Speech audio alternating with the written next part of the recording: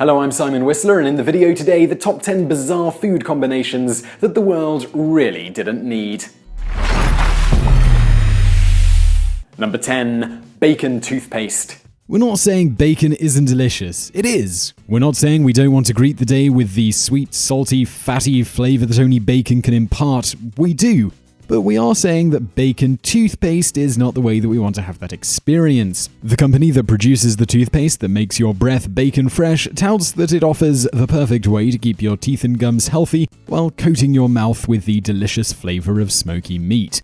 Reviews of the product suggest that it is mainly purchased as a gag gift and seems to serve that purpose pretty well, though some people seem to find the smell and taste too bacony. Number 9. Seafood ice cream.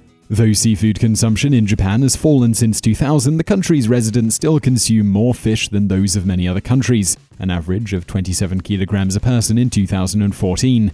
While some of the bounty of Japan's over $11 billion a year fishing industry finds its way into the country's famed sushi restaurants and other traditional seafood dishes, some of it ends up in ice cream options that sound, at best, unusual. Flavors include squid, shrimp, saltfish, and shark fin. Small batch local offerings depend on the quality and availability of the local seafood, but depending on where in Japan you find yourself, you could enjoy or, try eel, octopus, crab, or sea urchin flavored ice cream.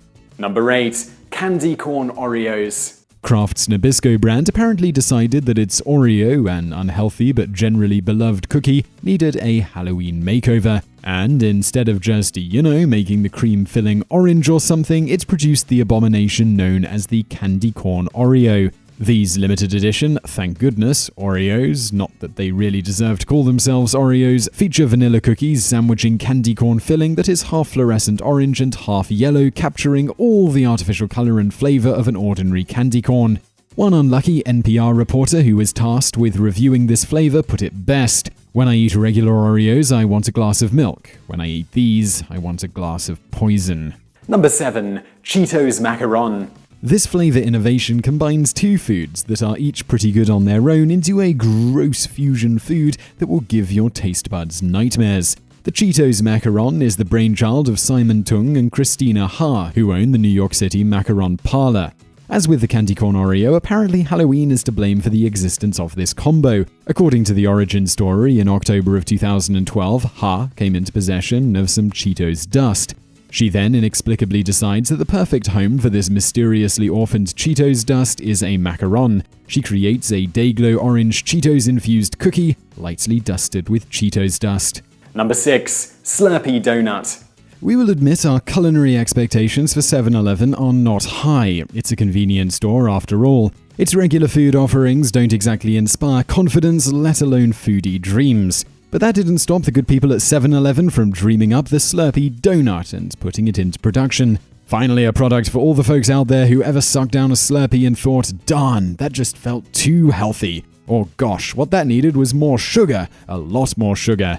As part of a limited-time promotion, 7-Eleven rolled out a product that the world wishes it had never seen: the Wild Cherry Slurpee Donut, a pink cake donut flicked with bits of cherry and topped with wild cherry icing and pink sugar crystals that are intended to add an ice-like crunch.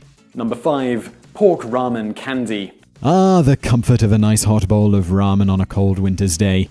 The only problem with ramen is that it's not super portable. One company in Japan has figured out a way to solve this problem. If you are picturing some sort of thermos for soup on the go, sadly this isn't the solution they came up with. Instead, the company is offering hard candy that tastes like pork ramen.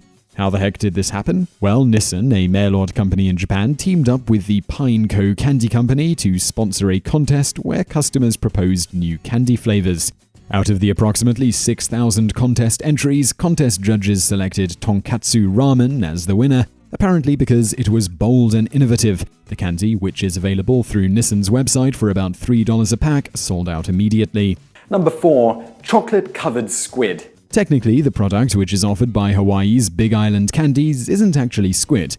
Don't breathe a sigh of relief just yet, though. It's actually Aika, a local Hawaiian snack of dried, seasoned cuttlefish strips, basically really stinky squid jerky, which the company's employees painstakingly coat with chocolate. Some candy stores offer windows through which you can watch taffy being pulled or caramel apples being dipped. Big Island Candies offers the chance to watch dried squid go for a chocolate bath. A 3-ounce bag of the stuff will cost you $8.75, plus the inescapable pain of knowing that you voluntarily consumed chocolate-covered squid. Number 3. Bubblegum-flavored string cheese. Cheese is pretty delicious as it is. Does cheese really need any more innovations to become more appealing? The folks at the Wisconsin Center for Dairy Research seem to think so, but if the fun flavors they are devising for string cheese are any indication, we don't want any of the monstrosities this lab of horrors is creating. The first targets for this Franken-cheese are the young. In an effort to make string cheese more kid-friendly, researchers produced string cheese in a range of revolting-sounding flavors, including green apple, banana, cotton candy, and bubblegum. One master cheesemaker who has had the opportunity to try the string cheese described it as quite good, saying that it combines sweet and salty, which is a very popular combination in snack foods right now. Number 2. Fried chicken nail polish. Yes, this is a thing, and no, we can't believe it either. Apparently seeking to underscore how finger-licking good the company's fried chicken is, KFC's Hong Kong operation launched a nail polish that tastes like KFC fried chicken. Let's all let this one sink in for a minute. Somehow, somewhere, marketing folks out there thought, hey, we'll get people to buy our chicken and nail polish that tastes like our chicken. And in that meeting, no one stood up and said no, or ugh, or maybe let's try giving out some free samples of the chicken first. The formula is made of all natural ingredients, so you can lick the polish, which is available in original and hot and spicy flavors. Number 1. Doritos Mountain Dew. Since PepsiCo owns a number of food and beverage brands, it was only a matter of time before they started looking at crossover opportunities. And the link between the target audience for Doritos and Mountain Dew is pretty clear. Both target young men who are seeking extreme, meaning highly artificial and unhealthy, flavor experiences. The world wasn't ready, though, when the company began testing Doritos-flavored Mountain Dew on US college campuses. One guinea pig said the soda wasn't that disgusting, it tasted like orange with a Doritos aftertaste. With that kind of ringing endorsement, we can see why Pepsi apparently didn't take this combo past the test stage.